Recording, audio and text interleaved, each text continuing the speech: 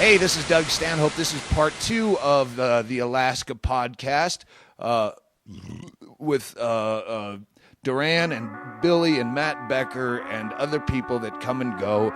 And if you haven't heard the first part, listen to that first and then come back to this one. And enjoy. I can repeat myself now. That's all right. If you missed it the first time, as a comedian, you get used to repeating what you just said in the first show. I would love to be sponsored by any plastic jug vodka. How about just a plastic jug? Well, in the... that's... Yeah. And we put we put an even shittier vodka in the plastic jug. Unlike the recent scandal where they caught these New Jersey bars putting TGF Friday plastic jug into a Kettle One vodka. I'll put bathtub vodka into a plastic jug, Popoff, Wolf Schmidt, Vitali, bottom shelf vodka. But that was TGF Fridays that did that. Barton, charcoal filtered. Well, yeah, it's TGI Fridays. Anyway, No, that's why I hate franchises. That's why I like Chilkoot Charlie's. Is because individuals don't do shit. It's always the corporations. No, but we wouldn't do it 13 times. We only have 10 bars. My grandfather used to marry the liquor off at my dad's bars. Hang on, Duran 60s. Powell, owner of Chilkoot Charlie's up here in Anchorage, Alaska. He'd come in for 2 hours a day and marry the liquor off. And what you do, you don't pour 100% Bartons into Grey Goose. You blend it off. You go like 60-40, or Tanqueray has very distinctive taste, and so you blend it down about 50%. But there are special brands that are made. This is the guy, you learned this from the guy who put 7-Up in a champagne bottle? Yeah, the fact is, my dad and Mike Gordon both went to high school together. And Mike Gordon is the owner, majority owner now. Yeah. Used to be your dad's partner. He bought in. That's all you knew. My dad was never partners with Mike, and they would never be partners. They used to say that if they ever agreed... It's enough to keep the audience up. Let's not if they divulge into minutiae. They were both in the industry, and they used to say if they ever agreed on anything, they both knew they were wrong. I like that. I like that. So they would dilute 60-40. So my grandfather would spend 2 hours a morning, and he would use a Crown Royal bottle until the label wore off. They would threaten to fire a bartender if they cracked a fresh bottle of VO. And there are brands that are made out there, Canadian Mist, that are made to blend into Canadian whiskey that are similar tasting, just because the Canadian Mist runs $115 a case and the Crown's $400 a case. And you can blend off 3 or 4 cases a week in a small bar. So Becker, as the best bartender in the world, and no doubt at Chilkoot Charlie's, how would you cheat the customer if the days were the same? Back in those days, I would use instead of Captain Morgan's, I just used vanilla extract. Because that's the only thing. But you do a card trick right in front of them, so they weren't even absolutely. But an amazing card trick. Becker. The fact is, at Coots today, if you order a Jack Daniels, you get a Jack Daniels. It's 100%. Let's talk about Becker, because Becker has a better show as a bartender than I have as a comedian. Describe the birdhouse. Well, it holds how many? No, people? there's a history. About as much as this bus. Well, Absolutely. Thanks for the listening audience. You spelled it out for him completely. You said short bus. Yeah, like a short bus. It holds about. I think it's withstanding. 45 is the capacity on the and it wall. probably seats 15, 12. Right, at the bar with enough people to stand around and see the bar. It's at an angle. It's in a round. It's at a 45-degree angle. The Birdhouse was a legendary bar in Alaska back in the 40s. Oh, yeah, the 50s and 60s. Gordon owned it back in the late 60s. And then the earthquake hit. And, well, actually, the reason it was sinking into the ground was because of the quake. But Gordon sold it, and they moved into town and opened Coots. And Tell the people saying was, at the home, it's the sinking into the ground that makes up in Alaska, we've got a thing called permafrost, and it's about 4 feet down the ground. The ground's permanently frozen. But if you install a building in the ground, it'll transmit heat, and the ground thaws, and it turns into mush. It's like trying to build a building on a swamp. Quicksand. It's quicksand. Let me do it. There was a bar that was a legendary bar, but it sank at an angle. So the bar, if you put a beer bottle on the bar, it will slide to the low end of the bar. It's at that much of an angle. Yeah, the whole building was collapsing down into slowly, the ground. not overnight. Right. But they kept drinking in there. Right. It's like the old joke: firemen rush into a bar that's on fire. They pull out an Irishman. They go, "How did this thing get started?" He goes, "I don't know. It was burning when I walked in." So people would continue to go to this bar, even though it was sinking at such an incredible angle that you're diagonal sitting at a bar. They used to say if you could put the birdhouse on wheels and take it into Anchorage, you'd make $1 million. And so that's what the original That's what you Coots was did. all about. That's what you did. You rebuilt it exactly the way it was as an attachment to Chilkoot Charlie. Hold on, it burned down. Yeah. It burned to the ground in like 95, I think. 96. So that's when it 96. came We bought out. the rights back to it and rebuilt it in Spenard. But here's the deal: is Doug and I came Well, you up. recreated it. We came up the Recreated. week after it burned down. I was, that was when we came up to do the anniversary show. Let's not get. All right, we're getting way off track. The point is, this is where Becker works. Is the bar that used to be the Birdhouse. It's a recreation of the birdhouse, and Matt has brought it forward into the new decade. But the fact is, when we built it, they reprinted the bumper stickers. They went so far. They tore the floor out 3 times to get their angle right on the floor. The city code doesn't allow you to build something at a 45-degree angle because people Unless fall it's down. historic. No, we had to build it square and get the city to sign off on it, and then we tore it all out and screwed it up, fucked it up. Now it's legal. Yeah. Yeah. Now it's Somehow official. that makes sense. I'm trying to get to what Becker has created in the Birdhouse, because Becker, again, one of the funniest people I've ever met, the funniest person I've ever met. Even my manager says Becker's the funniest person I've ever, and he doesn't laugh. His catchphrase is, "I don't like fun." That's my Scottish accent, but I don't like fun. But Becker is to gadgetry. We already covered that. But you'll have a dildo on a squirt gun and sell shots of tequila through a dildo. Right. No, and that's the thing. But you got to remember, I went into it knowing first not that I was a bartender. And second, You're a comedian and second, someone needs that a drink. You can stay home and drink. I never understand that. It was like people can stay home and drink. If you can do what you're doing at a bar at home By yourself. you should be there. Yeah. Right. So we better offer something different. And if I wave a you dildo in your girlfriend's face or do a card trick that you go, "Oh wow, I think I lost at poker that same way," I go, "You might have." But you learned something. In the when Becker and I were first going out on the road doing triple gigs, which are the most miserable Montana drive 8 hours to the next gig for $100 and free celery sticks at the happy hour buffet, Becker would show up with a sport coat on. This is just one that I remember. He'd have everything I remember he'd take a can of butane, he'd have it in one sport coat pocket, run PVC piping up the sleeve, through his shoulder, down the other sleeve, and just sit and wait for a girl to pull out a cigarette. So he could light it for her. "You want a light?" And with his hidden arm, he'd hit the can of butane, hit the lighter arm with the tube coming out at the wrist, and shoot a line of fire 2 feet long out of a Bic lighter. Terrify everybody in the bar. But then just go- hysterical. yeah, and he'd have a million of these gadgets on him all the time. We used to play a game called Walk the Dancer, where a lot of in those days shit comedy rooms in Butte, Montana, or Idaho Falls, Limelight. Pocatello, it would turn into a dance club after the comedy. So everyone rushes in to go do line dancing and shit. So we really have no game after the comedy audience is gone, but we still want to get pussy. So we'd play Walk the Dancer, where the game was you'd bet a beer, which is a lot of money back in those days. On a even triple just run, yeah. a beer when we're that broke. And we'd each get a girl to dance, agree to dance, and we bring them on the dance floor at the same time. You're going up straight though. You're not. It's not just, letting hey, on. would you It's like to hey, dance? Hey, hi. And yeah. you We make had sure- rules. I mean, Yeah, there were 2 rules. The object of the game is to dance so poorly that your partner walks off the dance floor in embarrassment. Whoever can get their person off the dance floor first wins. And the only 2 rules were no physical. No physical touching them in any way, or verbal. or verbal. No You couldn't- physical or verbal obviously, if you abuse. use the C word, they'd be like, "Oh, Yeah, no abuse, verbally or physically. But you had to just and the best part is even though you want to win, you still wanted to dance so poorly. They went, no, don't leave, don't leave, don't leave. That's when we stopped, is when there was enough carryover from comedy that you're, oh, wait, you were at the show? Well, this doesn't work because you think I'm being goofy and I'm going to stay all night and I can only dance so long. I'm a smoker.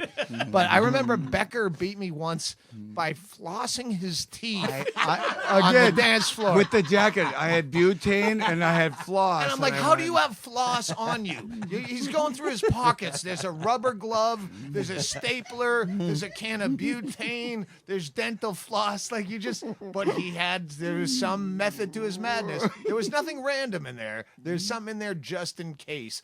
A-team style. What do you need a bazooka? Well, just in case. You'll see. Yeah. But yeah, Oh, I flossing almost was did the that. greatest because she started when I first pulled it out. She's like, "What?" And then it was, "Oh my God!" And then Becker says, do you remember? What, you don't believe in good dental hygiene? I bought a beer. Yep, and I got a beer out of that. All right, Doran, unless you have some, you keep taking note. Well, he left now. My relief is relieving himself. Yeah, Billy Bad is next up. But you stay close because I want you to chime in on these stories. We can keep him here. We got enough. All No, right, yeah. Billy's walking in. Did you have something you were about to start? No, I went fishing recently with a guy that had this $1 million yacht, and I luckily got invited to go on this little cruise, and he takes me up into the captain's position, 4 stories up from the bow of the deck, and he goes, "Well, you've been at Coots a long time. You probably got a good story. What's your best story at Coots?" I go, "Well, that'd be the night we banned butt bongo as a promotion at Coots." And butt bongo was something that Stearns used to do. You pull the girl's pants down and you lay her over your lap and you play salsa. You play bongos on her ass to salsa music. Yeah. And we were sponsored by It's Miller. a Miller Yeah. Miller Genuine Draft. No, they were printing T-shirts. We and got everything. It the was- highlight. The winner got a jacket, but all the the semifinalists got T-shirts. And so Well, the big prizes. To be involved. fair, not a leather jacket, like a tavern jacket, like corduroy. I mean, we weren't really all in. Pleather. Bob Lester was the MC, and Bob took it to areas. He took it to regions we just never thought we could go. We had a girl that came up on stage, and she was a good-looking girl, and she didn't have a drummer. She needed someone to drum her ass, naked ass, in front of the crowd to salsa music. And so Bob calls out to the crowd, "Who will be this girl's partner?" And this guy raises his hand, and he's got a military haircut. And Bob says, "What branch of the service you from, sir?" He says, "I'm a Marine." "All right, come on up here." And so he sits down and pulls her pants down, and she's got her panties on. She's a quiet Catholic girl on stage in front of Coots playing butt bongo. And he lays her over his lap, and out of nowhere comes this knife. He just pulls this knife out of his back pocket, and he cuts her underwear off. And the crowd just goes, "Oh, my God." And the security rushes forward, and the guy puts the knife away, and Bob's like, "Oh, it's all right. He's just playing along." And so security sort of takes a step back. And they start the music, and he reaches down, and he grabs baby oil that was on stage from a prior act, and he just hoses this girl's ass down with baby oil. And I won't ask what the prior act is. I don't want to No, we had baby oil, we had whipped cream, we had cream. other things that you could spray on them as you were. All right, go ahead. We got away Go from ahead. the Stern version. All right. And so Oh, it's completely original now. Go ahead. So instead of bongoing her ass, he's just sort of lecherously rubbing her ass slowly, like, And Bob's on the mic, and Bob's like, he waits a little bit, and the crowd starts booing. He's like, "Come on, dude, it's butt bongo. It's not butt rubby. Let's do something. Drill, here." baby, drill. And so, as he's rubbing her ass, he takes his middle finger and slides it down the crack of her ass, right up her ass, on stage in front of the crowd. Penetrates this girl. She stands up, and she turns and she slaps him. And, security rushes the stage for real this time. We handcuff him. She runs backstage. I'm mortified. The crowd is just is all upset out there and screaming and yelling. And I go backstage, and the girl's standing there, and she's got her pants around her ankles. She's got a bar towel, and she's cleaning the baby oil out from the crack of her ass. And I tell her, I said, "Look, we've got him You in call cuffs. a cab instinctually. We've got him in custody. If you want to press charges, we can press charges. Whatever you want to do." And she looks at me over her shoulder and she says, "No, it's okay. We're in the finals." See, these sound like that sounds like a book joke. I know. Did you ever hear the one about the girl with the bongo and the? Well, it's okay. We're the aristocrats. Yeah, We're in the it. finals. That's it. And these are fucking good stories. It's why I moved here. For a corduroy jacket. Men's size. And that's where Joe Francis goes, I can get him to do it for a T-shirt and be a millionaire. Well, that didn't work out. Yeah. Did it? Well, no, I always said that he would be owned by lawyers by the time he's 40, and it's about that time, and I'm almost right. But we'll be right back after this pouring of a cocktail. This break brought to you by nitrous oxide ice and plastic bottled vodka.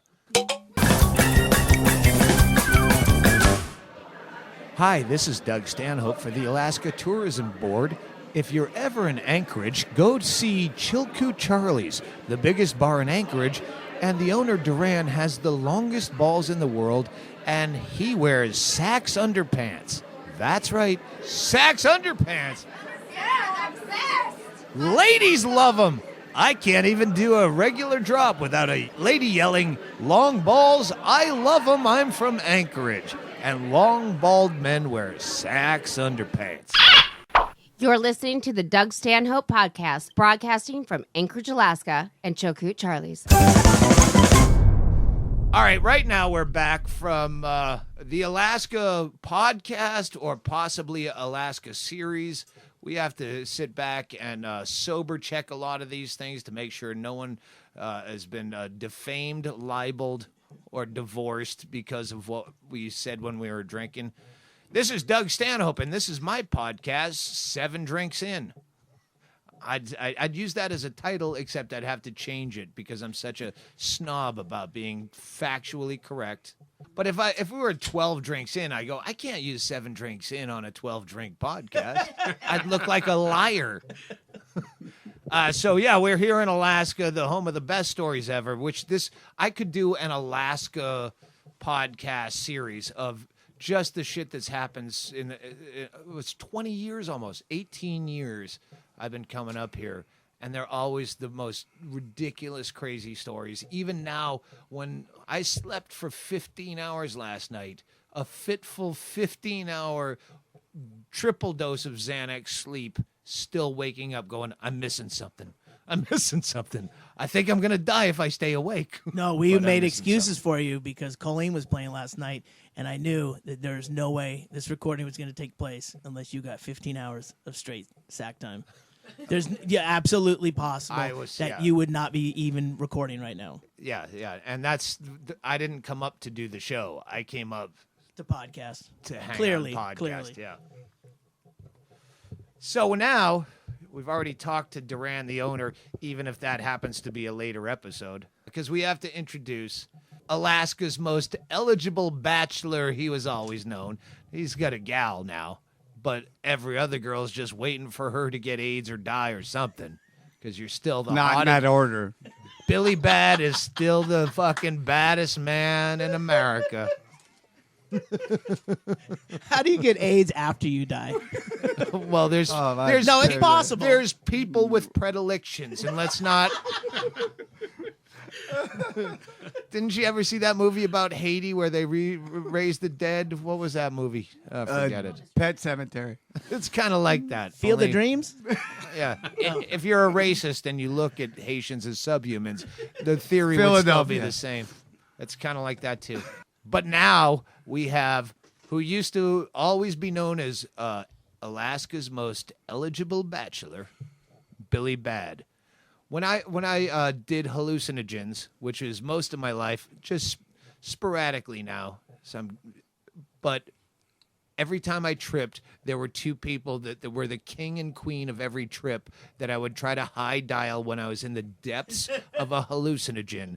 And Colleen was the queen of the trip, and Billy was the king. They were people that I looked up to as, let's say, spiritual advisors. People like when you know you're tripping hard and you need someone strong to get you through a weird part. Billy, is everything okay? Don't worry, buddy. You're going to be fine. You could work a phone? He just had what when you're tripping? Yeah. How many fucking high dials have I gotten from Alaska? I just From assumed you had people- someone else dialing I Well, maybe I did. I don't remember. Oh, that's true. I remember it was like, oh, get Billy. But picked- it was always. I don't want to this- say a father figure. No, you 'cause picked that- the two perfect people to call. At But that it was the moment. security blanket. people who are on top of their shit mentally that could talk you off any ledge that you trusted implicitly. And I don't even put Becker. I'll put Becker in the funniest person I know. Yeah, but I would be mental horrible for stability- that. Oh no, no, I would be. no. I would be horrible. When it comes to mental stability, you can always trust. Even if Billy's losing his shit, he has this face of I can conquer anything. At his own worst personal moment, he still has his shit together. Billy bad, and you're still kind of beautiful. See, that's how long they've known each other. Well, no, there's the part of me when I get drunk and abusive where I go, well, you're kind of bloated now. Versus things that I could throw him under the bus professionally. You go, oh, I'm not going to do that. So we'll go with you're a bloated fat fuck. You're not really fat and you're full of testosterone. Let's talk about that. Yeah, let's talk about that. I was telling Billy in Costa Rica last time I saw him that I have no sex drive whatsoever. And he goes, there's things you could take for that. And I go, why would you want to? Like, why would you want to create a need that you don't already have? Billy's a bull. He wants to fuck all the time. That's his nature. But to try to counsel me, well, like if you didn't have to eat, think of the money you'd save. Yours would be like a billboard for fruit. But there's That if you needs could that encourage kids to eat fruit, but why would you create that billboard? Kids are going to eat it or not, but the idea of forcing them to eat fruit sounds dangerous. I had a great example of a need that you're creating that you don't already have, but it's lost now. The point is, you're a monster. You're a hero. Let's bring that out. I don't want to. Do you want to open with that? Should we open with that? I think Yeah, we're let's open scrapping with that. everything up until now anyway. So go ahead. Billy. Well, no. Not if you listen to it back. I was very fucking delicate. No, on you that. were delicate. Shut up. You were. Billy, you just made national news recently as a fireman. You used to be a bar manager at Coots, and then you went into the hero profession, and you just got fucked. Yeah, fire. They didn't beat you, but that was a tie. If this was hockey, they do have a tie. You didn't have to go to the death. All right, tell us the story about your misadventure with fire. Misadventure with fire. Well, I work as a firefighter here in the city, and we typical day got banged out to go to a structure fire, and went there and When I do this, that means eat the mic or talk loud. eat the mic or talk louder. There you go. Perfect. There you go. Okay. Went to a structure fire, pulled some hose, went inside to fight fire, and then had a roof collapse on top of me. We had the biggest snowfall ever. For the people who don't, what was this? Was it a house? Yeah, it was a structure, right. residence. Yeah. All right.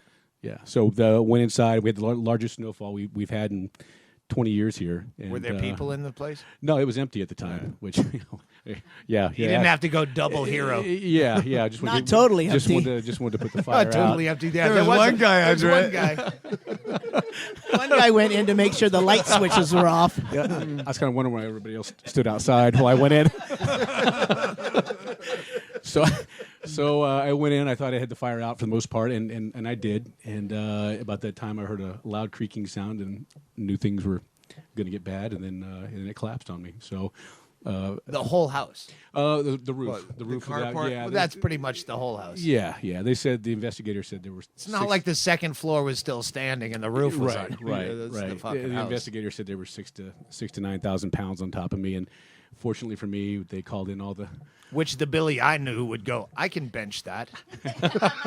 One arm. Well, I was lucky to have a lot of good guys on scene, and they got me out in about 20 minutes, and I don't remember much about it. I was kind of out of it. And it So, fucked you up. What were the injuries? I had broken left leg, torn ligaments in my right knee, bulging discs in my neck, burns on my back, broken rib. Yeah, that's enough. And you lost your watch. And a lot. That one hurt the worst. Let's be honest. If you're going to drop a roof on your head, do it in front of the fire department. They walk over to the truck. They get the lift the roof kit out of the fire truck and lift the house back up. Yeah, but they debate it first due to budget cuts. Inside political humor right here. It's like the Capitol steps, but it's just the capital of Alaska. Well, Billy's like, you take these chances anyway and make really stupid choices with your own body. Yeah. It's not, and Billy's not like a badass. Keep in mind, Billy is the smiling badass at the bar. Earlier we talked about, hopefully in the same podcast, if we have to break him up, he's the guy that jumped over the bar when the guy with the loaded 45s was coming at me. Jackie Trink is going, get out of the way. I'm like, fuck this, I'm watching. And Billy Bat. This is before Netflix. Billy Bat is the guy that calmly at 6 o'clock at night went over and just calmly talked a guy out of shooting him with 2 loaded 45s in each hand. But Billy Bat, I remember the hot tub story is the most horrifying description of, and this wasn't you trying to save a burning structure or a baby. This was just you trying in-laws were coming. being a badass and move a hot tub by yourself. You didn't want to trouble no one to say, hey, get half of this. I can't really do this on my own. Yeah. So you tried to unload a hot tub from a truck? Yeah, no, I was trying to get a hot tub on the truck and out of the cabin, and yeah, I tried to do it by myself and How yank much it is up. it that way? I don't know. It was heavy. Let's say 6,000 to 9,000 pounds. Yeah, About sure. the same as Yeah. a burning structure. Burning structure. Yeah, about that time. Yeah, so I had it up at about a 45-degree angle and was rocking it back and forth, and I thought once it came down, I'd be able to heave it back up again, and when I did that, it snapped the bicep tendon in my right arm. It snapped the bicep tendon in your right arm, but the way you described what that's like was like a rubber band being pulled to its most taut, Yeah. and then Yeah, that's what snapping and springing back up. In your You're arm. not, Yeah. what's that bone?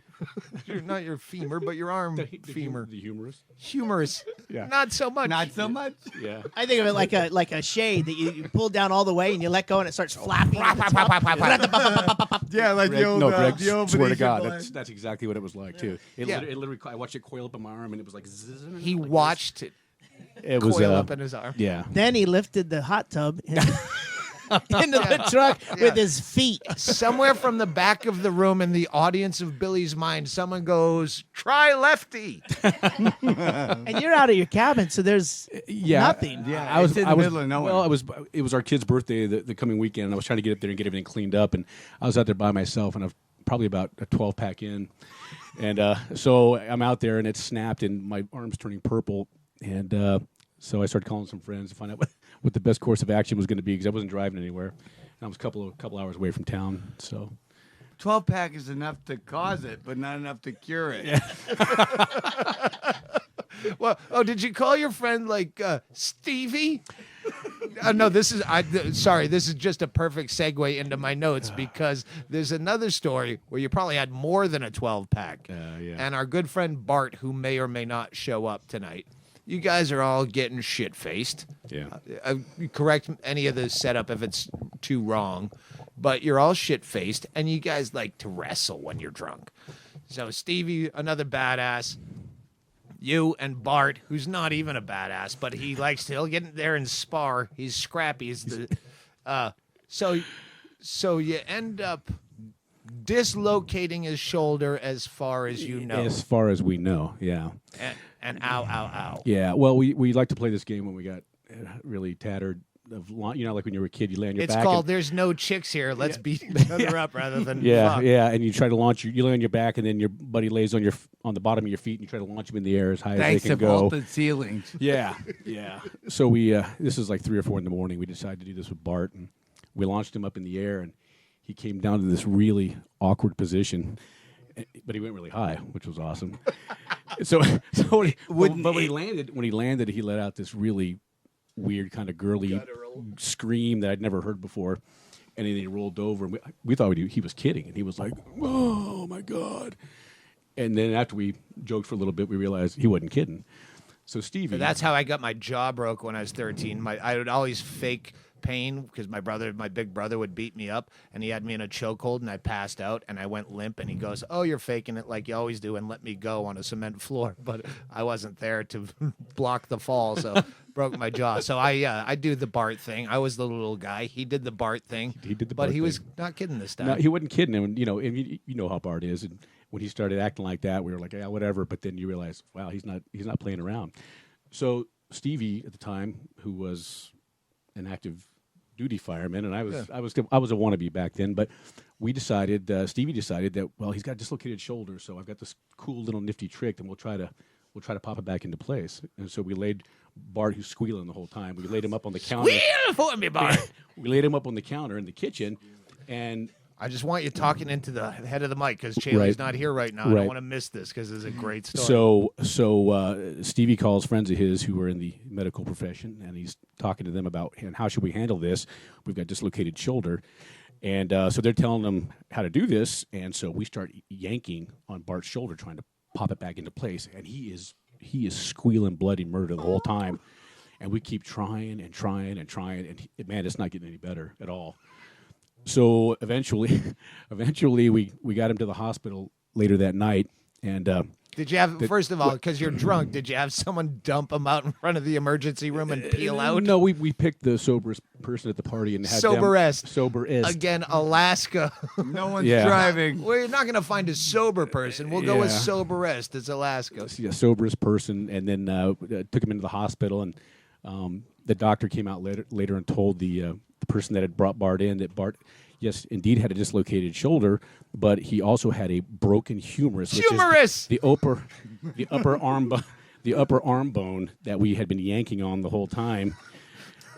Trying to trying to get his arm back in place, but it snapped it out. And he was squealing. I mean, the guy was in horrible What pain. would it do if we yanked on a broken humerus bone?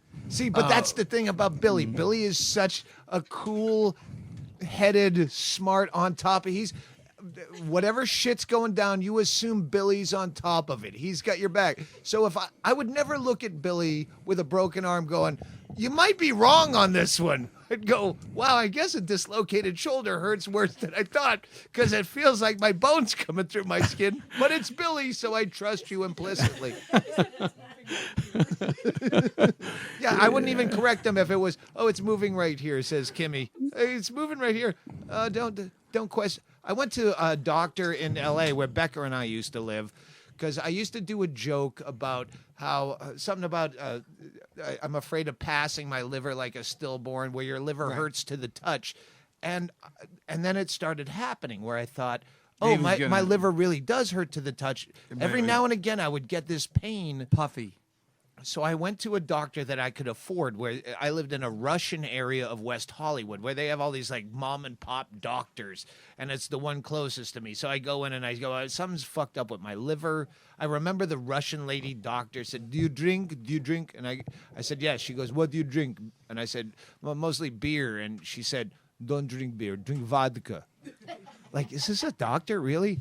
So they did that, like, kind of like what they do with the baby, where they put gel on you, like an ultrasound kind of thing. But they're doing it way up here by my ribs. And I'm thinking, that's not where it hurts. But in my head, I'm thinking, that's not where my liver is, because that's not where it hurts. I assume where it hurts must be my liver, so I think they're wrong for looking in the wrong spot. Like, they don't know where a liver is. No, I don't know where a liver is. It was some kind of gastric thing, but in my head, I'm smarter than them because they're Russians and they told me to drink vodka instead of beer. They must also not. And then later I go, oh, wait, your liver is up there. I just looked online. So it wasn't my liver after all, and that's the good news. And that's why you're still here. All right. Cha-ching. Pipe bomb Barney. Yeah. Billy's birthday is on the 26th of December. So everyone has their Christmas shit and they have to work before or after. So the 26th, it was always the perfect time to come up for Christmas Everyone does their family shit, but Billy's birthday's the day after, so we can all come up and celebrate Christmas on Billy's birthday. So we used to have these fucked up parties at Physician Willie's house, we'll say. The car doctor. I've actually used a euphemism for his nickname that no one knows. I'm burying you too deep in anonymity there, Doc. But we'd go and we'd just get fucked up, and there was costumes involved, and everyone dressed up and weird. I remember liquid latex G-string night. Some pictures of that with Betsy, but then the psychos of the bunch, which were Stevie, Billy, and Sean, I guess, was part of that. Yeah, Sean was part of that. They brought out Barney was big at the time, so they made. Yeah, Sean had come up with the idea that Barney's cool and he's all the rage, but he thought, how cool would it be if we could make Barney explode? So he came up with this thing called Pipe Bomb Barney, and he actually constructed, and Sean's smart enough, he created a pipe bomb and put it in the back of this giant Barney doll. Which now, if you even Google how to make a pipe bomb, you're on a list. Oh, But yeah. back then, I tried to Google pressure cooker Barney, and I almost went to jail. yeah, you just Google Barney Frank, and someone's got an eye on you. Well, anyway, so that we can Sean constructed this thing, and we got the nerve up at the party, and it kind of killed the party, but everybody was having a great time killed my party. until Pipe Bomb Barney came out, and then Stevie was the only one with big enough huevos to run the detonation cord attached to the back of the Barney doll. You have to understand, I have an actual irrational fear of balloons, where I have to overcome that just to do whippets off the nitrous tank, where I it's like when someone aims a rubber band in your face, and that's how I feel about balloons. Like, don't do it. I remember being in a Perkins where they'd do balloon animals on Sunday morning for the kids, and just kind of like, stop, it's gonna pop. So when I'm on ecstasy, and other people are bringing out pipe bombs, I'm like, this is fucking killing me. I remember when they brought the detonation cord out, I'm already hunkered down behind a leather couch indoors. Yeah. Go ahead. Yeah, no, it was kind of a buzzkill, but so they ran it out. Stevie ran the Barney out into the yard. And there was like 3 feet of snow out there at that time, so he's trudging out there with the cord behind him. So it was a mild winter. Yeah, it was a mild winter. He puts the pipe bomb Barney down, goes back inside, and everybody immediately starts scrambling to hiding places, and everybody's getting down. And so we had a countdown from 10, and when it went off. Which, if at one of those parties, anyone who can do it is the soberest guy to drive. Count to drop 10 backwards. Bart Yeah, at the hospital. That's the hardest part, is finding somebody that can do that. But you're all watching this through like a big sliding glass window. I wasn't watching. Everybody was hiding. I was Everybody literally nobody. hunkered down like there was going to be some bunker buster that's about to happen. Yeah, and nobody wanted to look, so everybody was hiding, and they were knelt down and had their. We're in footy pajamas. and It's not a G-strings. time for TNT. Yeah. But It it's was like the Kennedy assassination. You're the Warren Report. it's like duck and cover. Everyone's down under a desk. Right. Like, No, exactly. Yeah. That's exactly what it was like. So we had the countdown, and not really thinking this thing, not sure, not knowing if it was going to go off or not, but we had the countdown to 1, and it went off, and there was a big boom, and everybody was like, whoa, and then we got up and went outside, and Barney's head was left, and everything else had been blown across the yard into a million pieces. But so it was a success. It was a success. Yeah, it was good. Back when that was fun. Back when that was fun. Back was And you Yeah. Christians did it. and then Billy became a hero and saw people with just their head left and said, "I should have never done that to Barney. I my should have God. never done that to Barney. You now it's remind me real." of so many stories.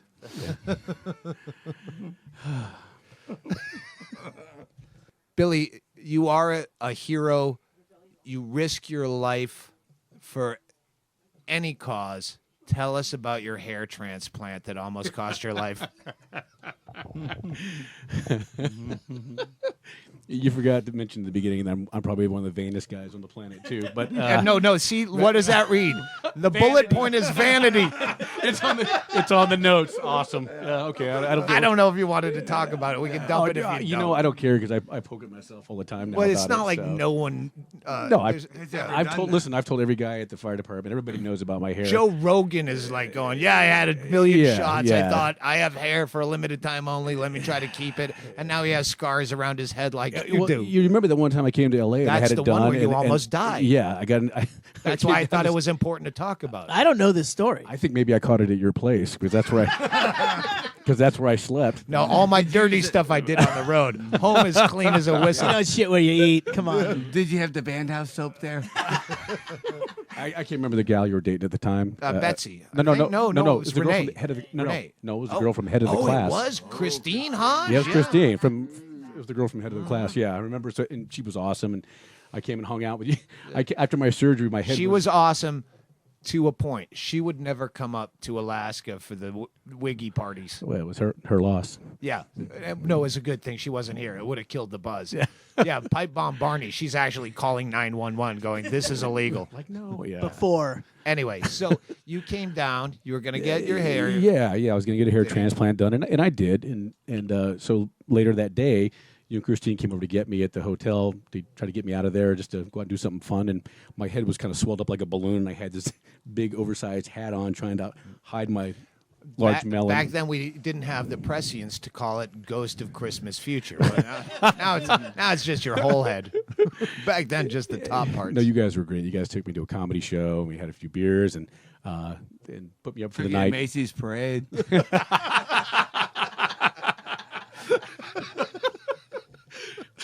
Well, I got home, and a day or two later, I woke up in the middle of the night with like 104 fever and just dying. And my roommates took me to the hospital, and they found out that they had sutured in some hairs in my head that shouldn't have been there, and they got infected. And so I had this gigantic. My face looked like. Well, we use ass hair, but not that close to the asshole. That's where we're wrong. Well, Doran, I was supposed to have worked like that night, and my face looked like that. I had gained 50 pounds, literally.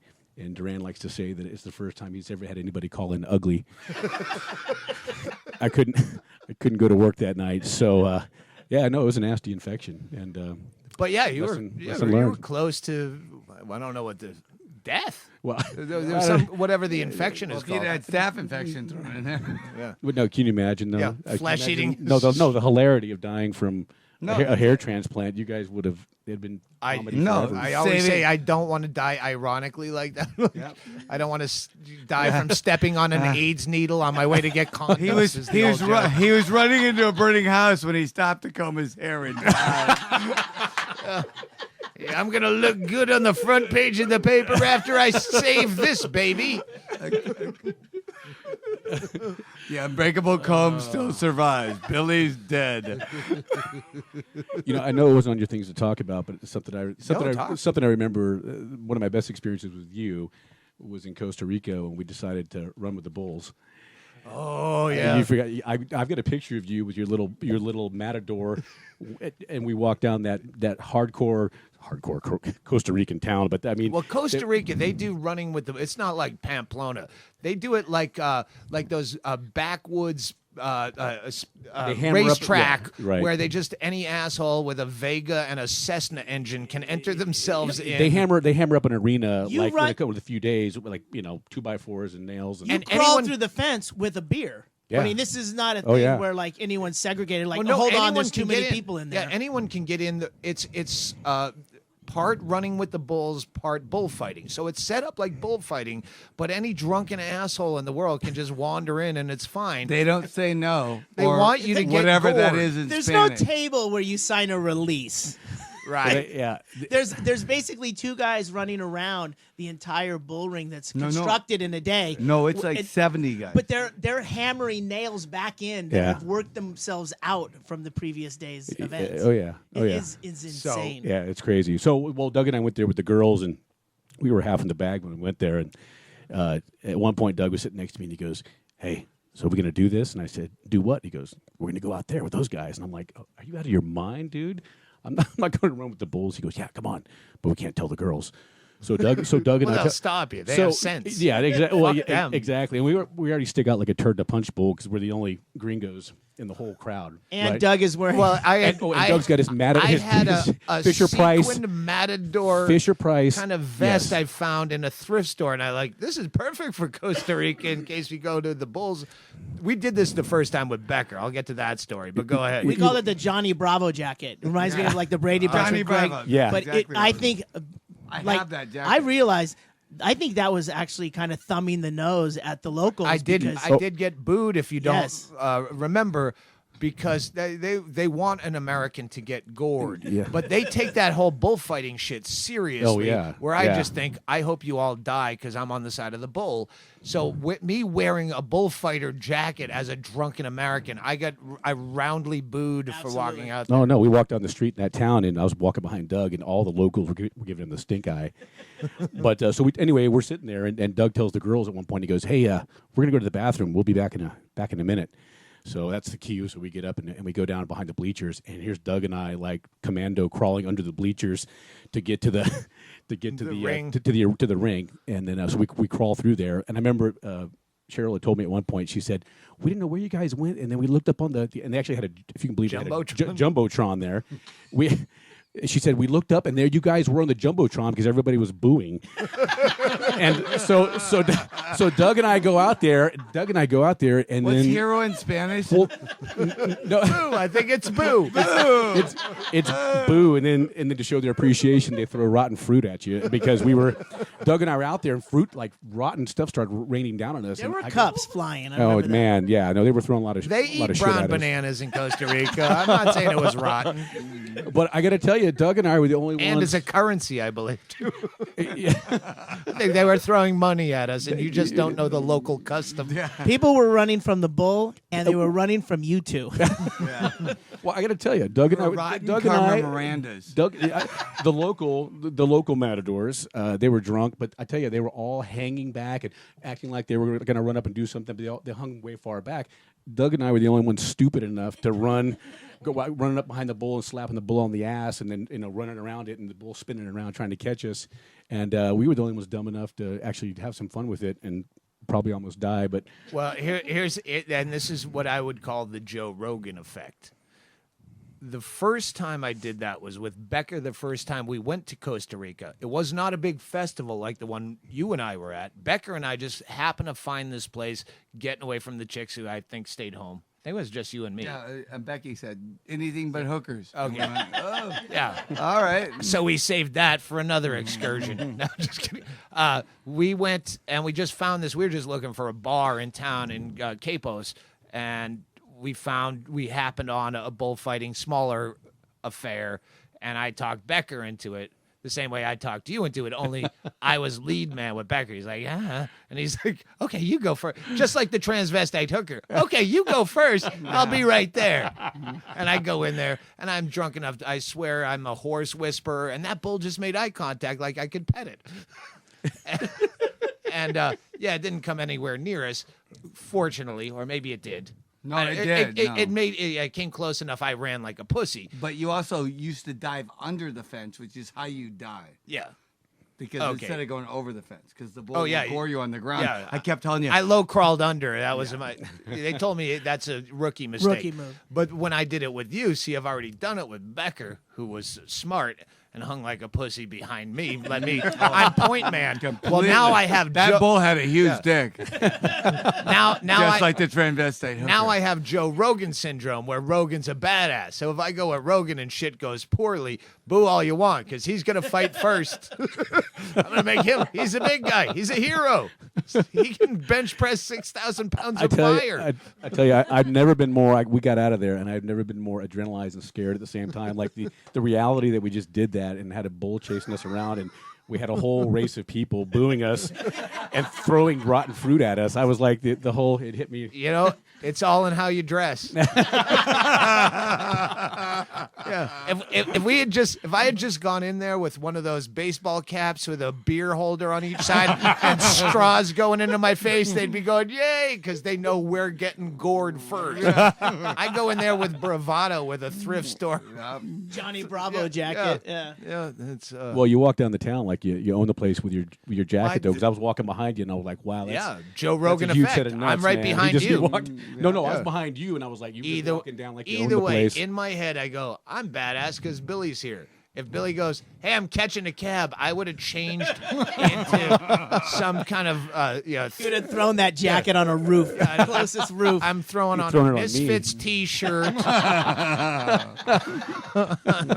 pulling a stocking cap down, Lighting incense. my fake dreads. All right, it's time to pause to piss. This might be a 4 episode. It might be a 2 episode. I don't know. I don't know your patience level. But either way, we have to piss and refresh our cocktails. This is Doug Stanhope between 7 and 14 cocktails in, along with the Alaska crowd. All right, and that was part 2 of the Alaska podcast. I hope you enjoyed it. As always, I am sponsored by me. So go buy tickets to my show or buy a DVD or a CD or go get a download at iTunes. Doug Stanhope. Google it. Stay tuned for 3 on the Doug Stanhope podcast. Play the Matoy.